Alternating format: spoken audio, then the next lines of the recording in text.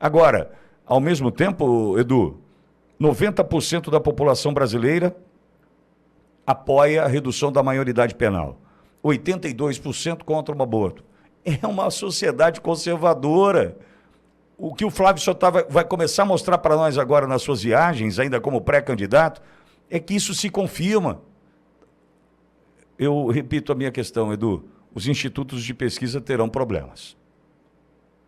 Sem dúvida, Pitoli, até porque, né, a realidade, a gente acaba tendo essa apreensão, tanto dos vários círculos sociais, né? Então você pode pegar desde pessoas mais simples ou pessoas mais instruídas, elas têm essa dimensão. Obviamente, eu não estou me referindo àquele meio acadêmico, né, onde tem aquelas pessoas mais distanciadas da realidade ou que levam a vida de forma mais a blasé, né, com esse estereótipo de academia, intelectualidade e performática.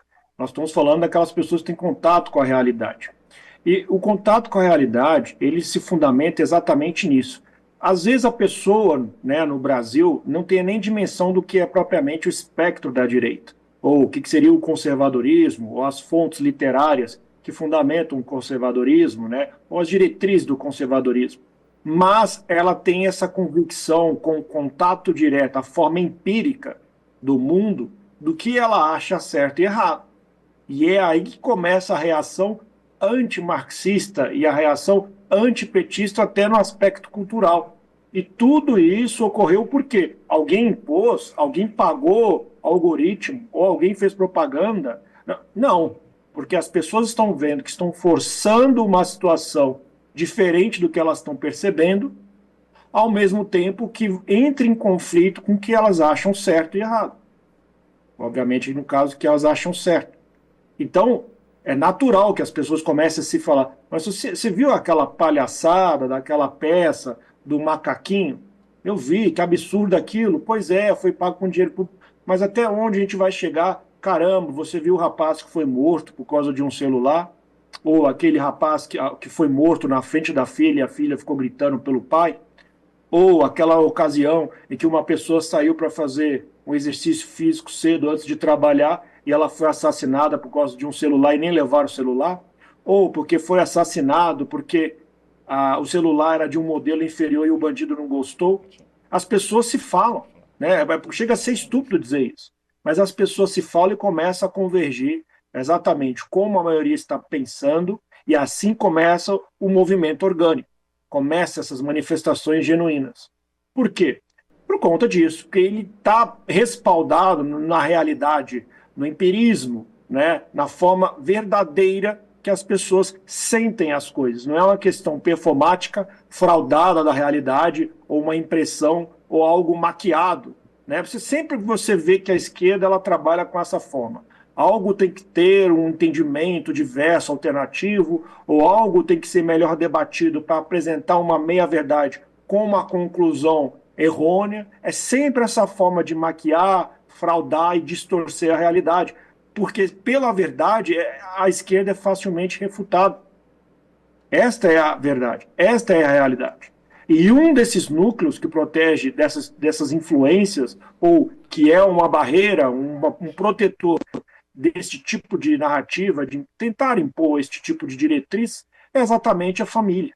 É porque a família, vai lembrar que é o primeiro grupo que um ser humano se tem contato com um pai, com uma mãe, ou com uma pessoa que te acolheu, te dando muito amor desde o início de sua vida, mas é aquele primeiro grupo onde você tem a convivência com a autoridade, a disciplina. Né? Eu estou me referindo à disciplina aqui, não é no sentido militar, não. A disciplina no sentido, olha, não faz isso, senão você vai ficar de castigo. É nesse sentido que eu estou querendo dizer. E ali você começa a ter uns ditames do que é permitido ou não e o discernimento de certo e errado conforme a educação que você recebeu dos seus pais. Tanto é que uma pessoa, quando não recebe a educação dos pais, ela vira uma pessoa mimada.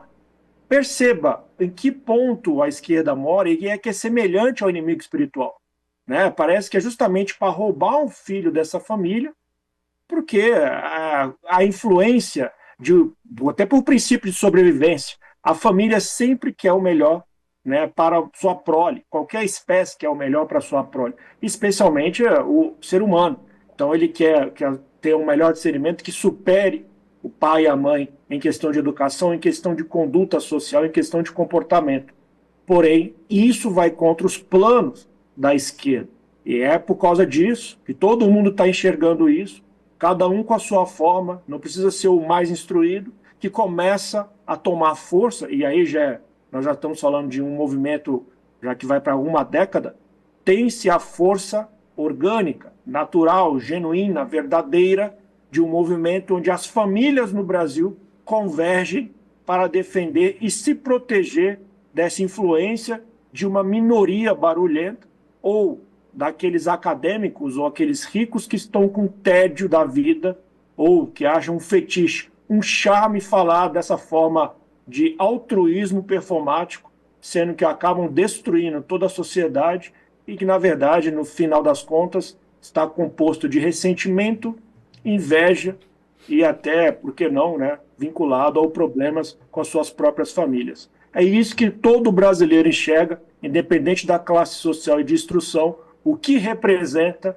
o movimento Bolsonaro, que viabilizou na política exatamente a defesa, né, destes valores, Pitório. Deus me deu a oportunidade, Max, Edu, de viver algo que eu nem nas minhas mais...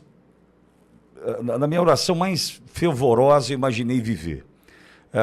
Por onde eu passo, eu recebo o carinho da audiência. E muitas vezes, abraço apertado de mamanjo, gente mais nova, homem mais novo ou mais velho, mas mamanjo. E assim, alguns com um choro incontido. Sabe aquele, tamo junto, cara?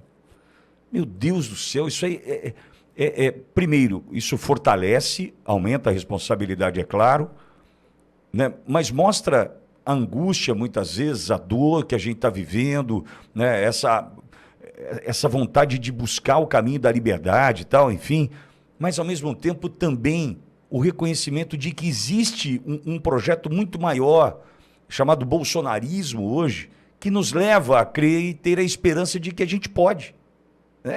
Eu gosto de lembrar disso, porque, por exemplo, o Max, Edu, mensagem no chat. Pitório, Paulo Sebastião Borges, de Içara, Santa Catarina, chorei com essa cena. A gente está falando de um mamanjo chorando. Se emocionando por quê?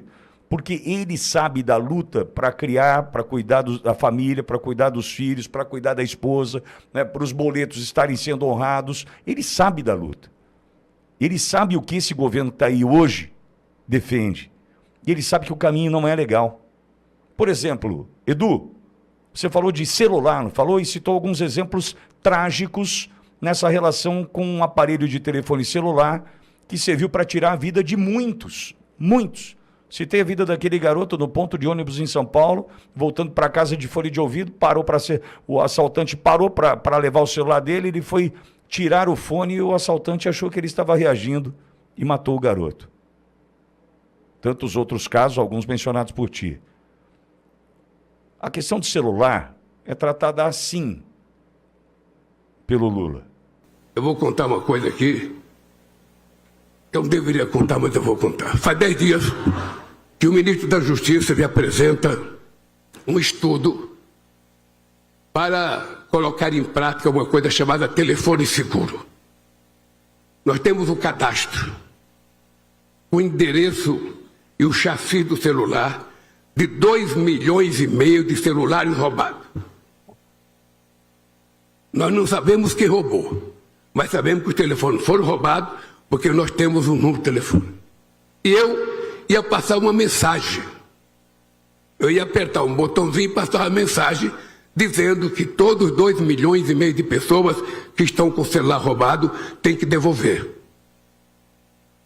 Precisa devolver porque ele pode estar cometendo um delito e se ele for pego ele pode sofrer uma punição desnecessária. Eu sei que rico não compra telefone roubado. Mas eu sei que os pobres compram. Quem é que não gosta de comprar uma coisinha barata? Todo mundo gosta, ou mais barata. Entretanto, essa inquietação econômica de quem está com o telefone roubado mexeu com a minha cabeça. Mas eu não posso ficar com essa dúvida, porque o telefone seguro vai deixar 200 milhões de brasileiros tranquilos de que ele não vai ter mais o seu celular roubado. Então, eu estou disposto, hoje eu convoquei uma reunião com o ministro, porque já era para ter convocado, eu não convoquei, eu vou efetivamente despachar o sinalzinho para quem tiver com o telefone roubado, devolver, porque senão poderá ter consequências. A dúvida é que eu não quero devolver na delegacia, eu quero devolver no correio. Porque devolver na delegacia, as pessoas têm até medo, porque não sabem o tipo de delegado que vai encontrar, o tipo de policial. Então vamos tentar se a gente faz no correio. Mas eu queria que vocês votassem. É uma votação. Sabe? Com a mão levantada é o seguinte: quem acha que eu tenho que fazer isso, independente dos 2,5 milhões que tem, sabe? Levante a mão. Quem acha que eu não tenho o que fazer, baixa a mão.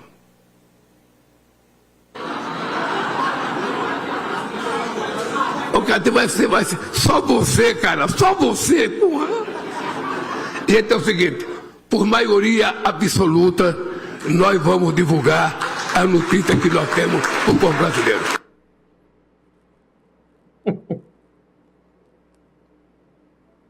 Olha como é o Brasil é tratado, gente. O Brasil é tratado. Vai que o cara chega na delegacia, não sei que tipo de delegado ele vai pegar, que tipo de policial ele vai pegar. Olha como o Brasil é tratado, Max. É a inversão, né, Pitório? É a inversão total. Aquilo que a gente comentou antes, no outro dia, com o vídeo da Janja. O mais perigoso não é o bandido que está roubando o celular, não. O mais perigoso é o delegado. Para quem quisesse devolver um celular que descobriu que fosse roubado. Pelo menos é isso que eu entendi, né? Se ele explicou direito, foi isso que eu entendi. Ele acha que a grande solução para o roubo de celular do Brasil é o seguinte: o cara rouba, alguém desavisado ou desconfiando, né, comprou o celular. Quem é que não, aí... Max? Quem é que não gosta de comprar uma coisa barata, né? Uma coisa que vale 3 mil reais, eu vou comprar por 500, está tudo normal. Não, e outra coisa, que história é essa que só pobre que faz coisa errada? Da onde que o Lula está tirando isso? Olha o tipo de preconceito, né? Eles que falam tanto, né? Eles falam tanto de o racismo, a luta contra o racismo, a igualdade e tudo. Olha o tipo de preconceito que o Lula está colocando ali. Quer dizer que quem faz coisa errada é pobre? Mas os maiores ladrões desse país são multimilionários ou bilionários. Então não vem com essa história de que é pobre que está fazendo coisa errada, não. A gente sabe muito bem quem são os maiores ladrões desse país. Eles não estão na favela. Os maiores ladrões desse país estão em Brasília. Esses são os maiores ladrões. Quando se fala de milhões, quando se fala de bilhões, não tem pobre no meio da história. É só você pegar a situação do Vorcaro.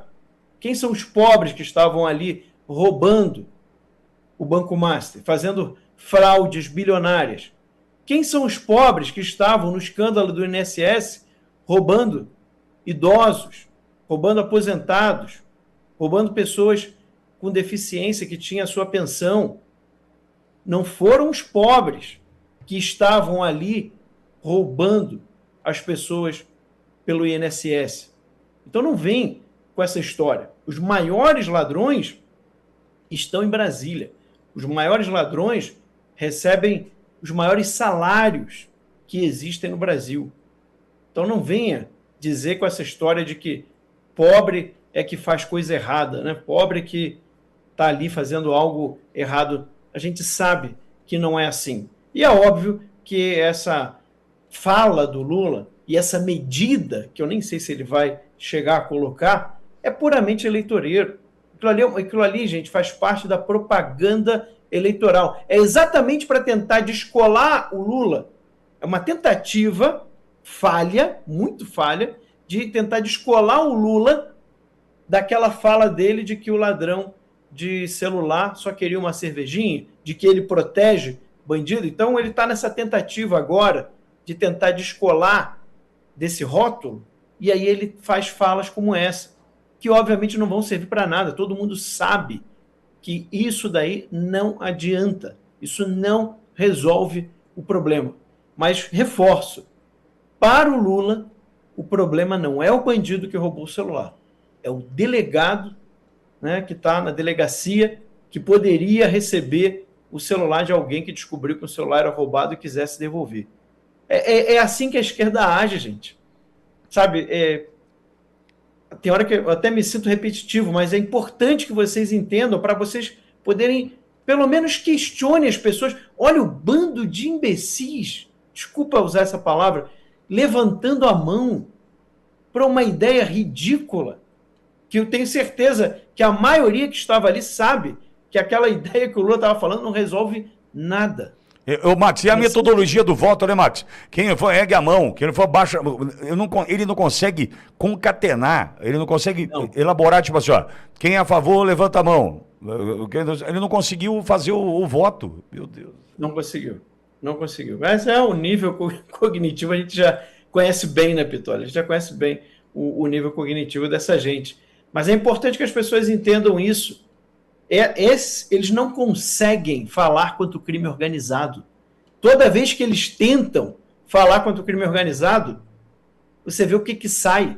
O Lula vai falar contra o roubo de celular, põe a culpa no delegado. A Janja vai falar do medo de levar bala, mas é a bala do Estado.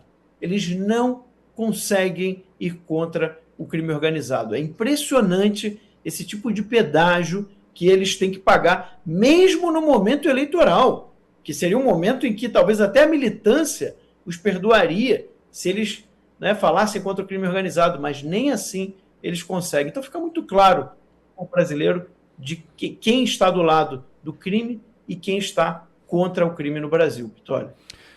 Edu, tecnicamente, o que fica desse celular seguro, acho que é o nome do programa que estão lançando aí, é o seguinte: eu tive meu celular roubado.